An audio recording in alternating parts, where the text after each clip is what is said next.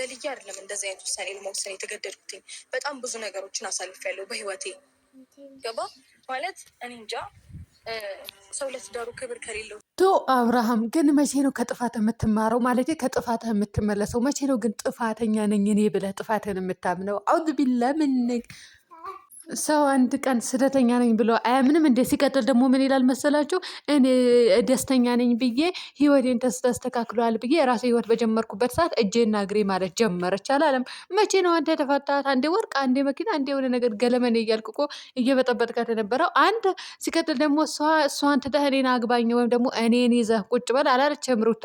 ያለችህ አንድ ወረቀት ቀርቶኛል ፈርምልኝ ነው። እሺ ይሄ ነው ማለት ነው። ሰላም አለይኩም ወራህመቱላሂ ወበረካቱ። ውድና የተከበራችሁ የቻናሌ ቤተሰቦች እንዴት ናቸው? ደህና ናቸው? ላይክ ሸር ሰብስክራይብ እያደረጋችሁ እስከ መጨረሻ ተከታተሉኝ።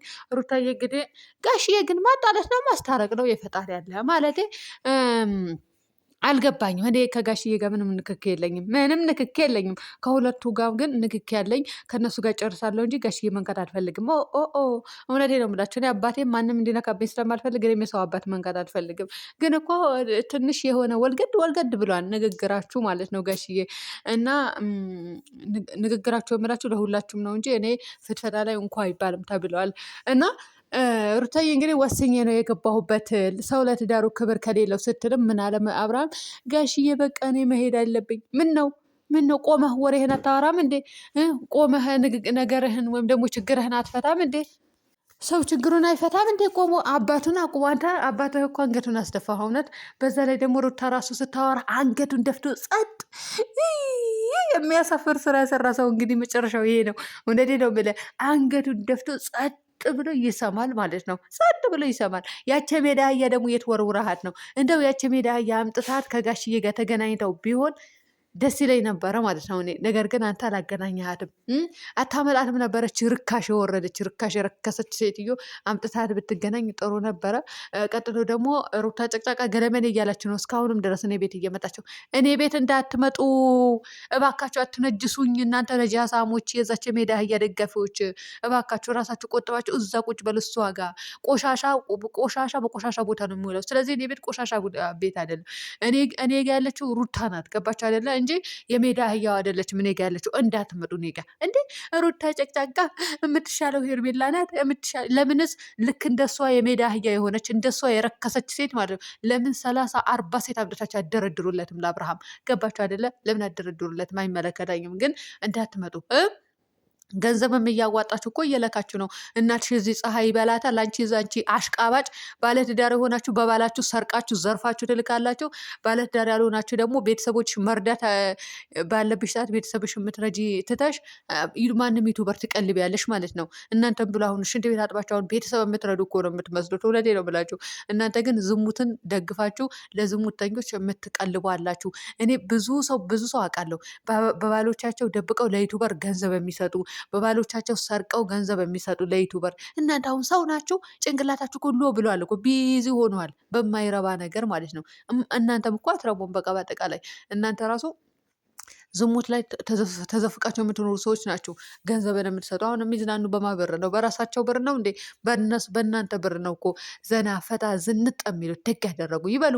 አንቺ ሽንት ቤት ጠቢ፣ ምራቅሽ ምራቅ ልጆች ምራቅ እየተፉብሽ ትውያለሽ። በቃ አንቺ ትቀልቢያለሽ ማለት ነው። ሩታ በትክክል በራሷ ነገር ነው እየወጣች እየገባች ያለችው። አብርሃምም ደግሞ ያው በሜዳዋ አህያ ተልኮላት የለም እና ላዝናና ይባላል ይኬዳል ማለት ነው። ሌላማ እኔ ለአብርሃም ራሱ የምትሰጡት አይመስለኝም። እውነቴ ነው ብላችሁ ለሜዳ አህያዋ ግን ትሰጧታላችሁ። ለምን? ዝሙተኛ ናታ፣ ቆሻሻ ናታ። ሰው እኮ በአሁኑ ሰዓት ለተቸገረ ሳይሆን ላልተቸገረ ነው የሚቀልበው።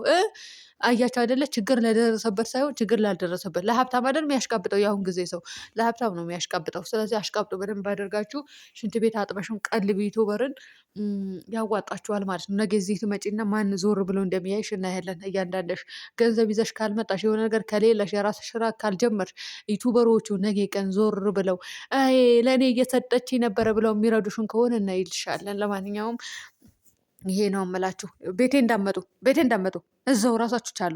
እኔ ጋ እየመጣችሁ እከሌ ጭቅጨቃ፣ አንቺ ባለጌ፣ ሄርሜላ እንደዚህ ናት ምናምን አትበሉ። ሄርሜላ ባለጌ ስዳደግ ናት። አሳዳጊ የበደላት ናት።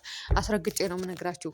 ስለዚህ ከኔ ጋር ሰጣ ገባ ውስጥ ባትገቡ ይሻላችኋል። እውነቴ ነው የምላችሁ።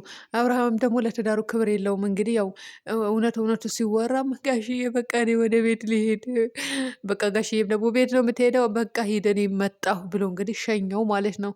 መጨረሻችሁ እናያለን እናንተ። አዶራ የሚባለው ልጅ ይኸው ያለ አግባብ አይደል የታሰረው። ምን ነበረበት እናንተ ሰብስቦ ቢያስገባልን? እውነት እናንተን ሰብስቦ መንግስት ቢያስገባልን ምን ነበረበት? ዝሙት እኮ ነው የምታስተምሩት። ለህዝብ አልጠቀማችሁ። ፈጣሪው ትዕግስቱን ስጠኝ። አሁን እኔ በሀገሬ ልጅ ይሄንን አክል ለምን እንትን እላለሁ? እናንተ የሀገሬ ልጆች ናችሁ።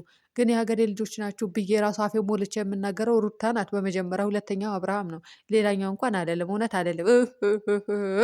እንዲህ እንደምታንገሸገሹ እናንተ ሌሎቻችሁ አለ። ያቺ የሜዳ አህያ የሀገራችን ልጅ አይደለችም። በነገራችን ላይ አናቃትም፣ አታቀንም። ዝም ብሎ በቡታጀራ ስም ተሰየመች እንጂ የቡታጀራ ልጅ እኮ አይደለችም። ታውቃላችሁ አይደል? አይደለችም። እኛ አናቅም። ከየት እንደመጣች የምናውቀው ታሪክ የለም።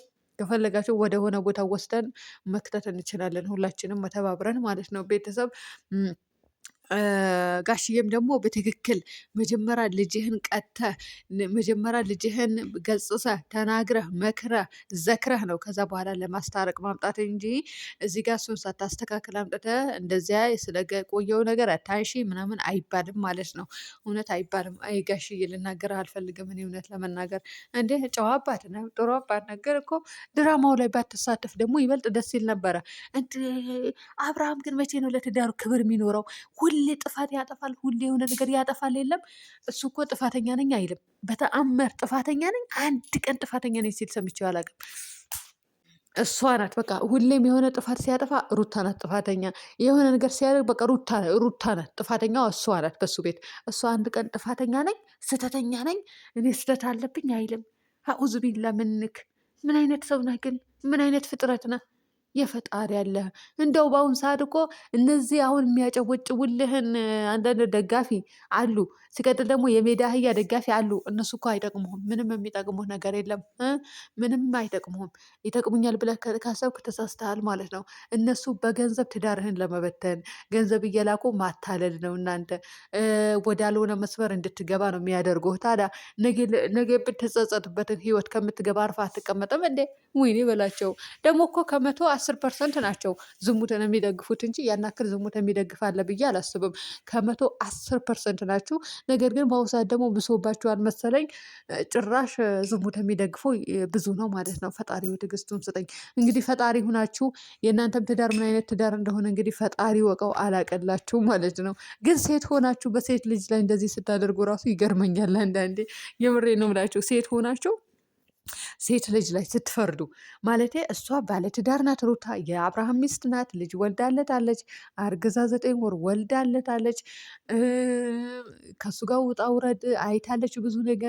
ብዙ ነገር ሰርተዋል። ብዙ ነገር ለውጥ አግኝተዋል አብረው በመስራታቸው።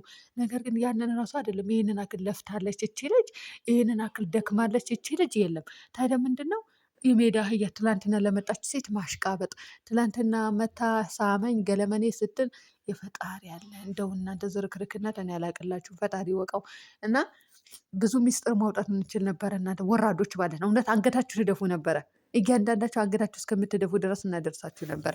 ግን የለማ በቃ ምን እናደርጋችሁ?